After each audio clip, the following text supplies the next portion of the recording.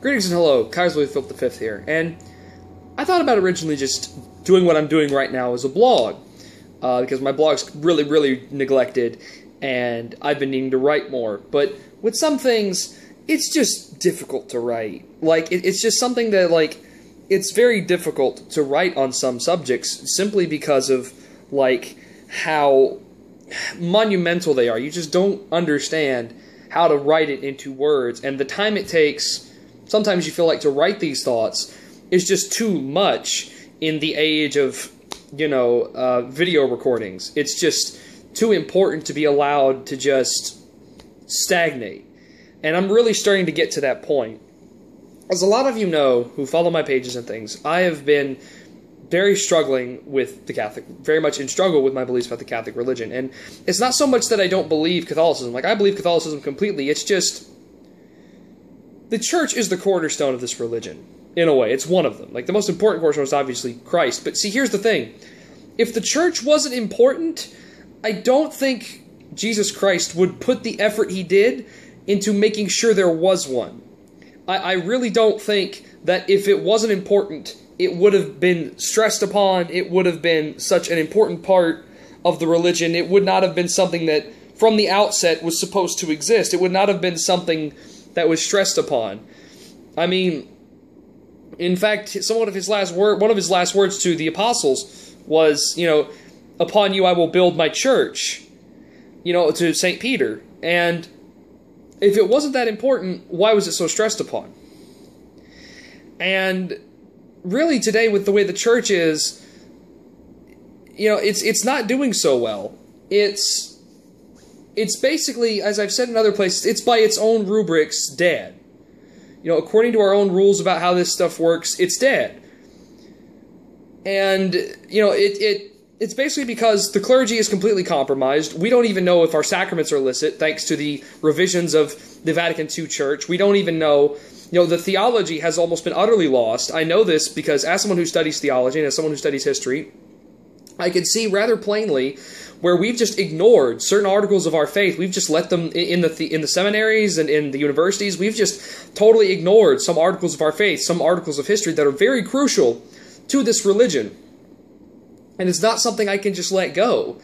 Even the SSPX is guilty of this. Even the resistance groups are guilty of this. All they seem to do is try to create these little bubbles that don't do anything, that just sit there and they just become bubbles for people who travel, miles and miles just to get the Mass, just to get the sacraments as they should receive them. And it's absurd. It's completely absurd that they should have to do this. The SSPX, the clergy, should be going to these people. It should not be a situation where we have to go to these churches. It's abominable. It's completely ridiculous, especially in a religion that has a tradition where, our first churches were people's houses, were private property homes and things, and villas where people went to go hear the Mass, and it's just ludicrous that we should be in a situation where we are so completely stuck that people can't get the Mass and people can't get the sacraments. And quite frankly, we have a lot of guys out there who, like me, are laity and are very passionate about the restoration of the church, but really, guys, there are some things that only priests can do, that only the clergy can do. And I'll be honest, I've been thinking about becoming a priest, but the problem with that is, where would I even go to learn? Where would I even go to receive valid orders of consecration? Because anywhere I go as to become a priest, there's only a couple options. I could go to the SSPX, or I could go try my luck with the Conciliar Church, and I know that's not going to work out. They're never going to make me a priest. And, if you're too critical of the society, they just kick you out. It's that simple. I mean, I believe that even SSPX has totally drifted from the purpose that Marcel Lefebvre set it out to be. Whatever the man's personal beliefs were and personal problems were, he had a good idea, which was to set up a resistance against modernist Rome. And I think that is why it's such a travesty now that with the way Rome has gone the way it is, the SSPX still wants unity with Rome.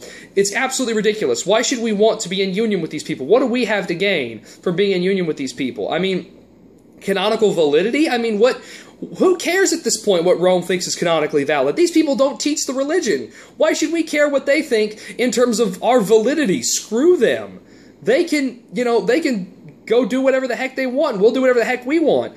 Quite frankly, most of the hierarchy and most of the laity of the conciliar church need to be converted to Catholicism because they don't follow Catholicism. They follow a fake. They receive mass from hedge priests. They either flat out defame or don't even teach the history of the faith. They completely and utterly disregard 2,000 years of tradition to teach whatever the heck they want. And the SSPX is not guilty of this. To most of the SSPX, the church only exists after 1962, but the conservative side of things. That's all that exists. All they talk about is how bad everything has gotten. We know how bad things are. We don't need to know how bad things are. We need to know where to go from here. Quite frankly, if the SSPX wants to fix things, they need to expand. They need to send some of these preachers and priests out to go speak to the people. They need to reach out to traditional people and communities, and they need to form larger networks, and they need to start straight up converting conciliarist parishes. Because are you really telling me that there are Catholics out there who are not fed up with what's going on, that would not, join the resistance? You mean to tell me that's not a thing that would happen? Like, I dare say we could convert entire parishes, entire dioceses even. Like, they would completely just fall in, because all they need to know is that we're serious and that we can protect them from any possible financial or political backlash, which, quite frankly, the SSPX can't do, because they've allowed fringe elements to stay in there for so long that, they're just entrenched. You may have got rid of people like Williamson, but these people are still there. The SSPX, from my experience, has no internal body of corrections. They have no internal control over what's taught. They have no control over basically anything that goes on in these disparate parishes, which is bad. It's completely inexcusable. It's completely unacceptable. And the only possible solution is that they are actually okay with the things that these priests say. And if that's the case, you guys have problems, because some of the stuff that's taught, some of the stuff that's said is not only historically incorrect, it's ludicrous to think that entire sermons, entire weeks worth of preaching should be dedicated to skrills and just polemics against phantom conspiracies against the church, when the fact of the matter is, the only reason the church is the way it is right now is because of the weakness of the Catholic Church and its inability to correct the spread of heresy and correct the spread of false ideas in the religion. Whether they were Freemasons or Jews, it doesn't matter, because that's the ultimate reason. There have been Jewish converts that have been better Catholics than the Pope, and it's absolutely beyond me that we are talking about it still like it even means anything. Because what happens is the spiritual formation of the laity is just being totally ignored for the sake of making ourselves feel better, like we're not the deluded ones. Like, so what? You are kind of deluded, because you people actually think that in your hands lies the restoration of Christendom as it stands. No, because your children leave the faith at roughly the same rate as modernists, because once they have to leave these isolated communities because you've given them nothing to stay for, nothing to build upon, because you people exist in just disparate places with no job opportunities, and you people aren't self-sustaining at all, you people aren't agrarian at all, or your children are just for whatever reason alienated from you, because in my experience, some of you are just flat out crazy, and I understand why your kids want to leave you. You're not giving them anything. You have the same problem as conservative evangelical America. You're not giving them anything except a dry and dead future in rural America, living in the same house their grandparents lived in, raising their children in the same places they were raised in, until eventually somebody's going to get fed up and leave, and that'll be the end of your family. That will be the end of your line. That will be the end of your family as Catholic. That's it. That's over. You're not building anything. You're being selfish. You are completely and utterly being selfish. You're doing what's good for you. You're not doing what's good for other souls, for your children's souls. You're not thinking about this. And if you are, you throw these thoughts out of your head so you don't have to worry about it. So it's someone else's job.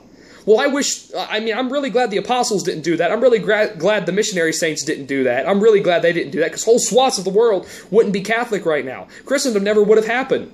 Because the basis of Christendom at the end of the day is the church.